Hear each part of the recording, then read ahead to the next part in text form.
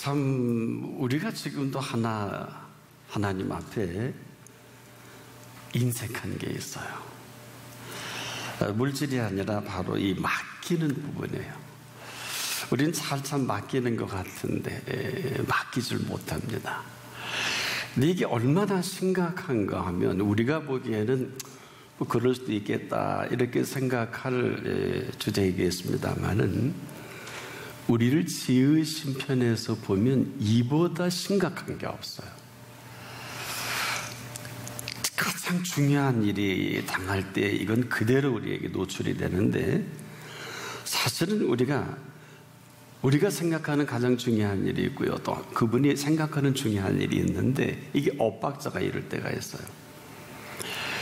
그리고 정말 우리가 이 절체절명의 일을 당했을 때 우리는 가끔 섭섭함을 느끼지 않습니까?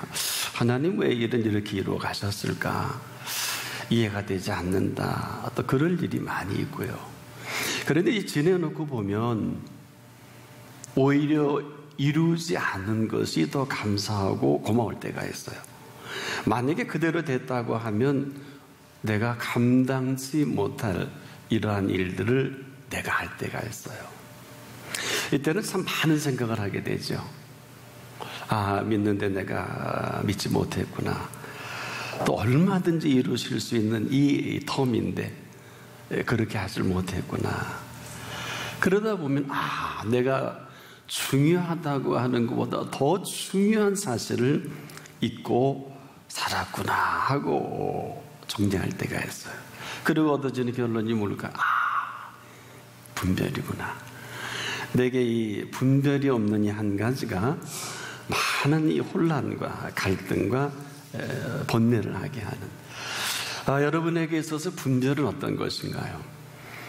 사실 우리에게 이 분별이라는 것은 상황 있는 그대로 적확하게 보는 걸 말하거든요. 하지만 우리는 지금도 사실 제대로 본다고 할 수는 없어요. 우리가 늘 살아온 상식과 경험과 모든 배운 인문학적인 지식을 동원해서 보는 시각이 있습니다. 틀린 것은 아니지만은 저와 여러분에게는 이보다 더 분명한 사실이 있어요. 이게 이제 우리에게 심각한 겁니다. 그래서 우리가 보는 현실이고 사실은 감추어진 이 사실은 사실 그대로 우리에게 아직은 노출되지 않은 부분이기도 합니다. 이걸 우리에게 보여주고 싶어 하시고 이 일을 우리가 감당하기를 원하시는 일들이 얼마나 많은지 몰라요. 그러나 이것은 꼭 지내고 나서 우리가 알게 되는 이 안타까움이 있어요.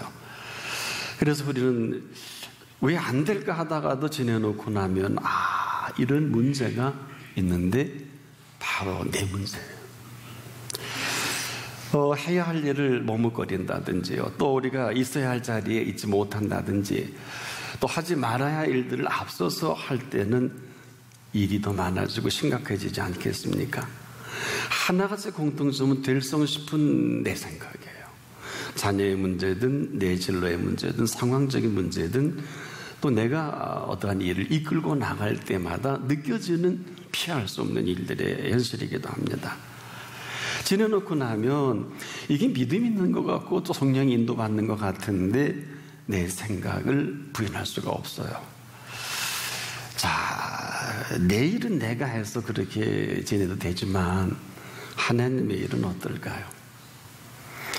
항상 우리가 여기서 긴장하는 것은 오늘도 하나같이 여러분이 다 하나님 앞에 쓰임받기를 소원하는 줄을 믿습니다. 그렇다면 우리는 지금까지는 내 상식이라면 이후로는 하나님의 상식이어야 합니다. 이 사실은 상당히 역사가 깊어요. 여러분, 출애굽한 이스라엘에게 있어서 상식은 뭘까요? 그들에게 있어서 범사는 뭘까요?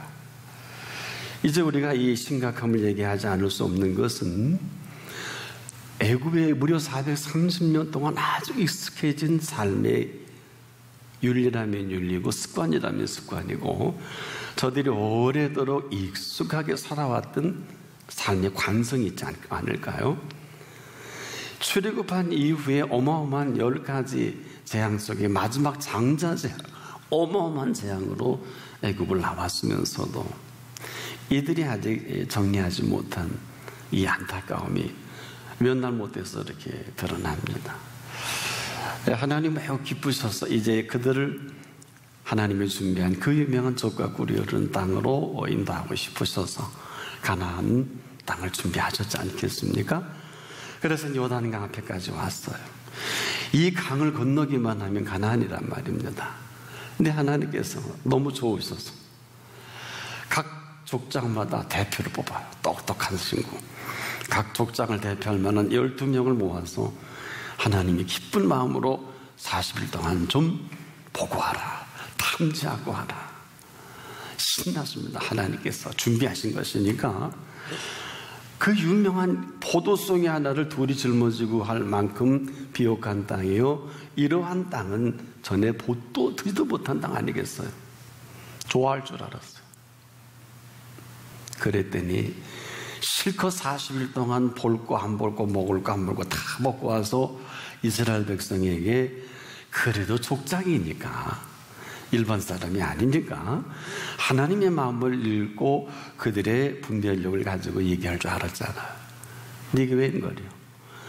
와서 우리가 보기에도 견고한 성이고 우리가 그 땅에 들어가서 살 주제도 뭐 엉뚱한 얘기로 이 백성이 밤새 원망과 통곡을 하게 하지 않습니까? 자, 하나님이 난감해지셨어요. 이럴 수 있을까? 이 가나안을 위해서 이스라엘 백성이 수고하는 게 하나도 없는데, 그들의 공로는 하나도 없는데, 출애굽 이후에 그들이 농사를 지은 일도 없잖아요. 옷을 해입거나 직장생활하거나 어디 가서 무슨 회사를 경영하거나, 그런데도 하루도 빠짐없이 하나님이 먹이시고 입히셨잖아요. 그렇게 하리라 모르신 건 아니겠지만 그래도 이 백성이 워낙 430년 동안 준비된 건 종살이에요.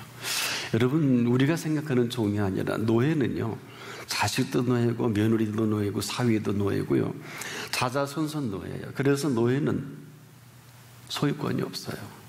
언제 내 며느리 내 딸이 어떤 모습으로 팔려나갈지, 몇 번 남자를 거칠지 몇 번 여자를 거칠지 아무도 몰라.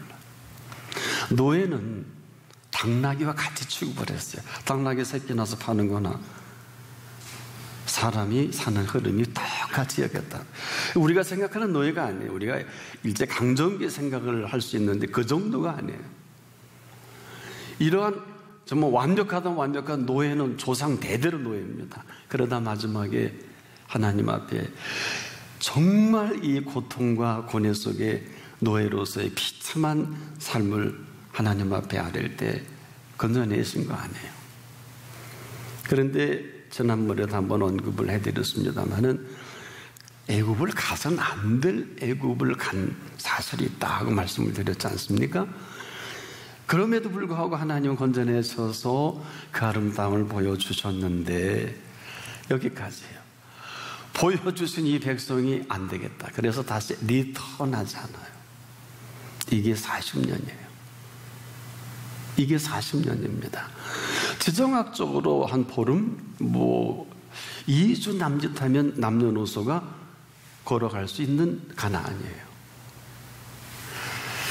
이게 뭘까요? 가나안을 들어갈 준비가 되지 못한 이 백성을 다시 리턴해서 뱅뱅 돌리지 않습니까? 최고요 이런 개념이 아니라 그 땅을 들어갈 준비할 시간을 하나님이 마련해 놓고 다시 그 땅에 들어가야 되겠다 하고 준비시킨 그 시간인데, 그러고 들어갔으면 얼마나 좋아요.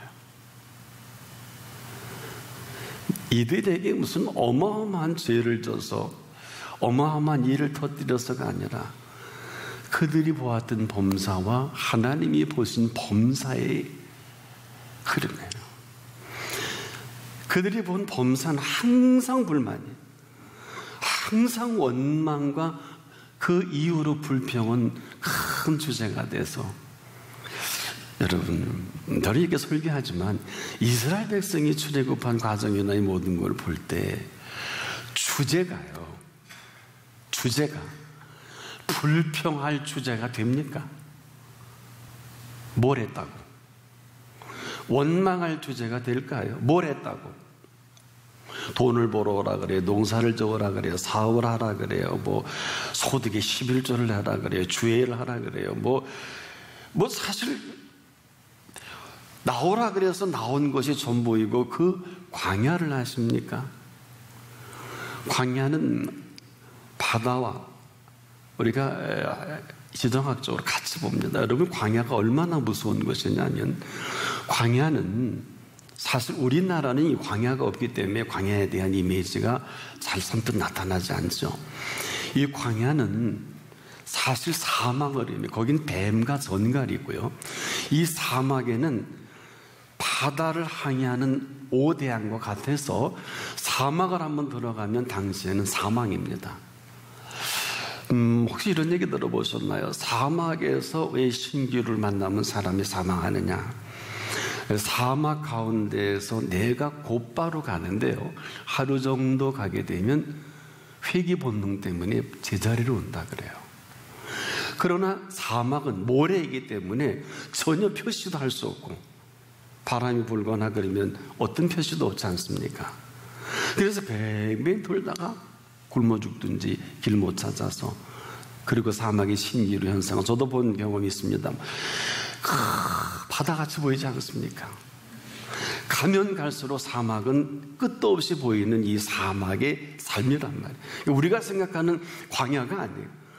거기는 뱀과 전갈이고 위험과 항상 예측할 수 없는 기후들이 사람을 살 수 없게 만드는 것입니다. 그래서 모세라도 정말 없다면 살 수는 없어요.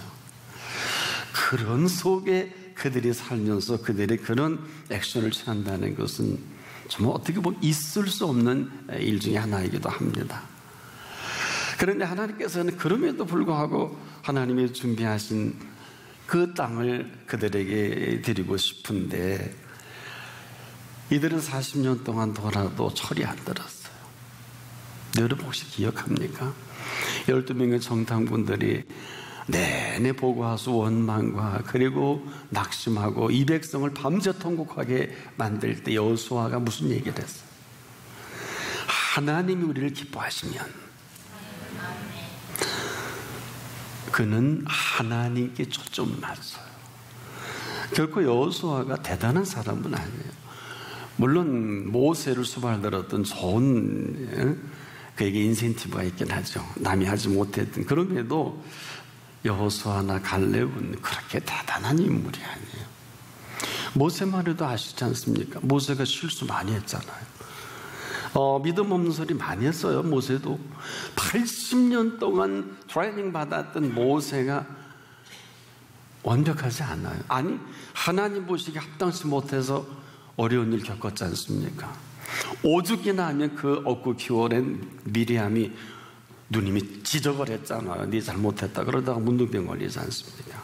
다행히 모세의 기도를 회복할 정도로 그래도 하나님은 모세의 손을 들어주셨어요.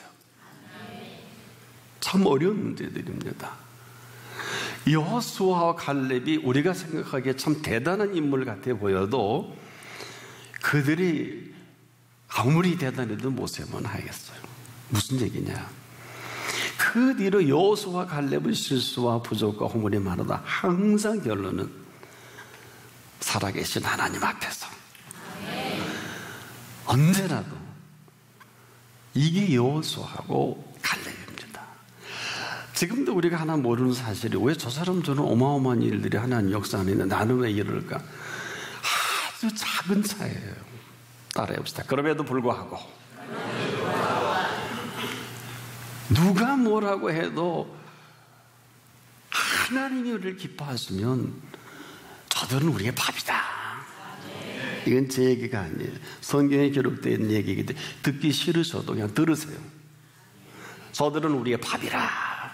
하나님이 그 고백을 그대로 받으시고 그 십자가상의 우편 강도가 고백을 할 때 그 고백을 들으시고 그 마지막 숨 넘어가는 순간에도 그 흉악한 강도에게 오늘 네가 나와 함께 낙원에가 있으리라. 어마어마한 얘기 아니에요. 이건 무슨 인문학적으로, 윤리적으로, 도덕으로 뭘로 우리가 이걸 정리해서 받아들일까요? 고백이에요, 고백. 제가 오늘 한번 묻겠어요. 여러분에게 있어서 가나안은 어디입니까? 오늘 이 시대에 21세기에 여러분에게 있어서 우리가 정탐한 땅이 있다면 어딜까요? 한 분 한 분에게 오늘 물을게요. 여러분이 정탐한 땅은 어디이고 여러분에게서 가나안은 어딜까요? 자, 제가 이렇게 묻는 것은 몰라서도 아니고 유추할 수 없어서가 아니라 사실은 하나님께서는 우리에게요 보일 만한 모든 것들은 다 보여주셨어요. 우리가 지금 가나안을 모른다고 하면 안 돼요. 왜일까요? 이 가나안의 주인 되신 분이 이 땅에 오셨잖아요. 그렇지 않습니까? 가나안의 주인이 이 땅에 오셔서 보일 만한 모든 것들을 다 보여주신 3년의 공생이 아니겠습니까? 우리가 아는 대로 한마디로 예수님의 공생이라는 것은 가나안을 지으신 분이 이 땅에 오셔서 천국의 윤리를 정확하게 보여주신 3년입니다. 그 사실들을 낱낱이 보여준 인류 역사예요. 장님이 시각장애인이 눈을 뜬 일은 없었어요. 예수님 오시기 전까지는. 시각장애인의 장애를 벗어준 것이 중요한 게 아니라 하나님이 지으신 세계를 보게 하신 겁니다. 이뿐 아니라 죽은 지 하루 이틀 사흘 나흘 아시지 않습니까? 나사로에게 썩은 냄새가 나는 시신을 향해서 나사로야 나오라. 그냥 죽은 자를 살린 걸까요? 이보다 더 대단한 천국의 윤리가 어디 있을까요? 자, 이것도 부족해서 34년의 마감을 이렇게 하셨잖아요. 소송을 할 줄 몰라, 법적으로 해석할 줄 몰라 주님이 십자가에 죄의 누명을 쓰고 의인이지만 그 죄목을 뒤집어 다 쓰시고 십자가에 피 흘려 죽으신단 말이에요. 인기가 하나도 없으셔서 제자들도 하나도 다 도망가고 없잖아요. 그 극악한 극악으로 그렇게 죽으신 이후에 어떤 일이 벌어집니까? 3일 만에 다시 살아나 보여주십니다. 뭘까요? 의인이 죽었을 때 어떻게 다시 살아나고 다시 살아난다는 게 무엇인가를, 어떤 것인가를 우리에게 보여주신 부활의 생명의 비밀입니다. 부활의 생명을 우리에게 보여주셨고 생명을 우리에게 거저주셨어요. 의인이 의인으로 죽을 때 죽은 자 가운데에서 오히려 빨리 영원한 생명으로 보여주신 사건이기도 합니다. 이 땅에 40일 동안 계시다가 승천하셨지 않겠습니까? 자, 이제 제가 이렇게 얘기하는 건, 그러면 이제 저나 여러분 답을 해야 돼요.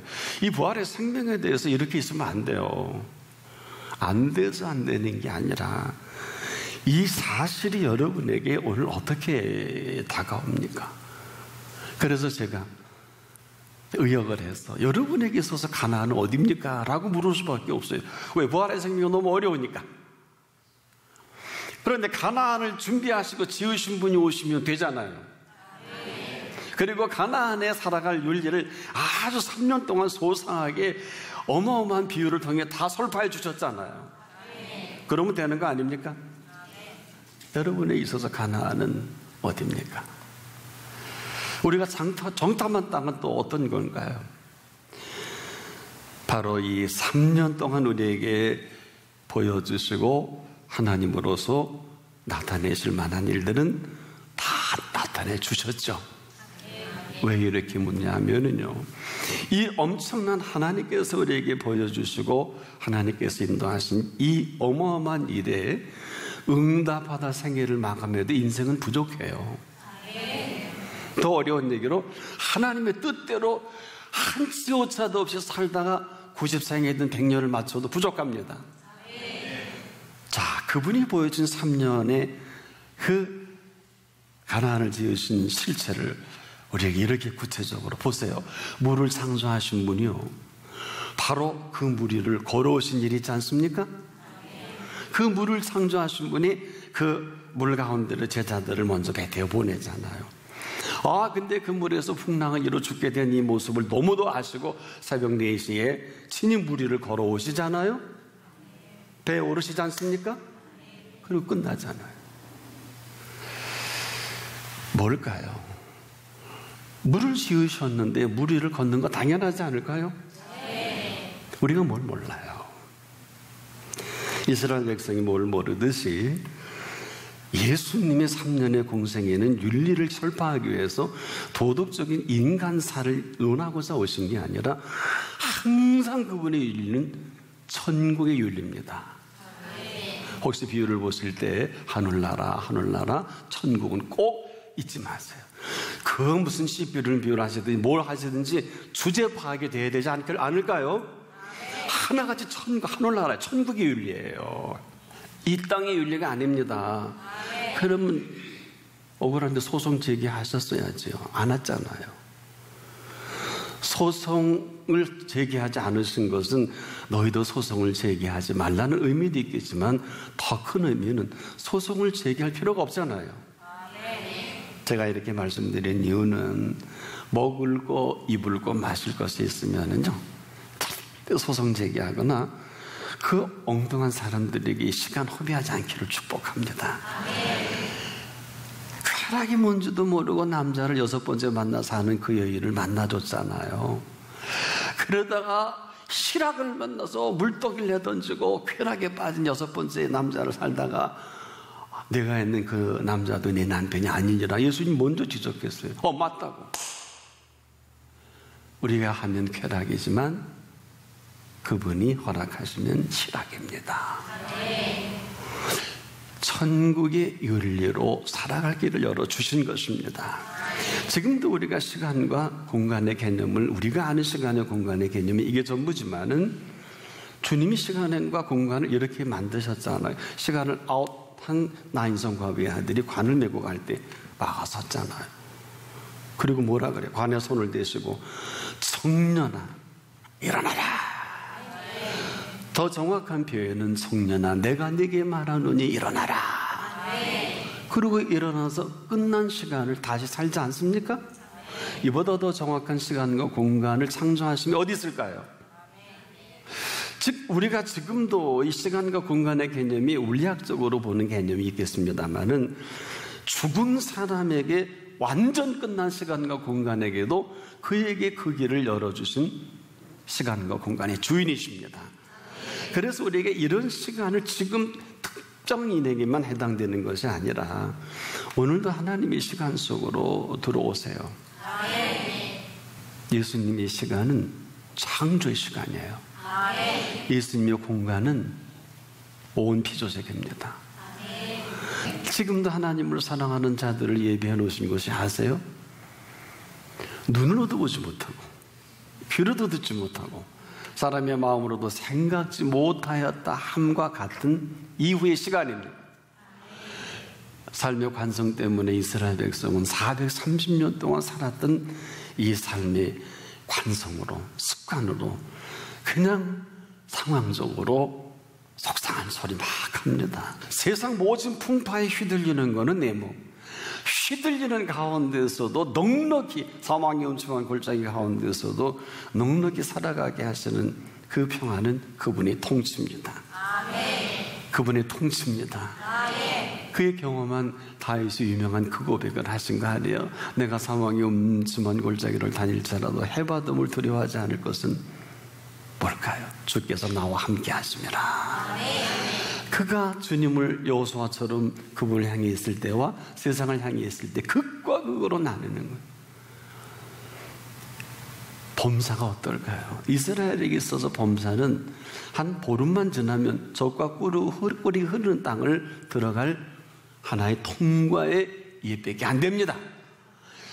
우리가 꼭 가나안을 가야 된다 이런 개념이 아니라 언제 뭐 이스라엘이 가나안 알았나요? 하도 모르니까 하나님이 12명 족장들을 불러서 야 이렇게 좋아 가봐 그랬더니 헛소리하고 있는 이스라엘 백성 아니에요? 여러분에게 있어서 가나안은 어디입니까? 여러분에게 있어서 젖과 꿀이는 땅은 어딘가요? 오늘 답을 할 수 있는 시간이 되기를 축복합니다. 우리가 성탐할 수 없는 그 땅을 상세히 3년 동안 성탐하셔서 천국의 윤리를 우리에게 보여주셨잖아요. 가나안을 지으신 분이 오셨잖아요. 그래서 그분이 3가지를 우리에게 명하셨지 않습니까? 내가 곧 길이다, 내가 진리다, 내가 생명이다. 나로 말미암지 않고는 아무도 아버지께로 올 자가 없느니라. 가나안을 지은 내 마음을 하니 오늘이라도 내가 너희 안에 들어가고 싶다. 너희가 내 안에 들어오지 않았겠니? 여러분에게 있어서 가나안은 어딜까요? 여러분에게 있어서 젖과 꿀이 흐르는 땅은 어딜까요? 오늘 주님이 우리를 초청해 주셨어요. 주님이 우리 가운데 오시기로 하셨어요. 뭐 그러면 되는 거 아닙니까? 이 위대한 이 비밀을 안 하나님의 사람은 이렇게 오늘 말씀을 정리했잖아요. 다 같은 신령한 음료를 마셨으니 이는 저희를 따르는 신령한 반석으로부터 마셨으며 그 반석은 곧 그리스도시니라. 우와, 반석에서 그리스도를 봤어요.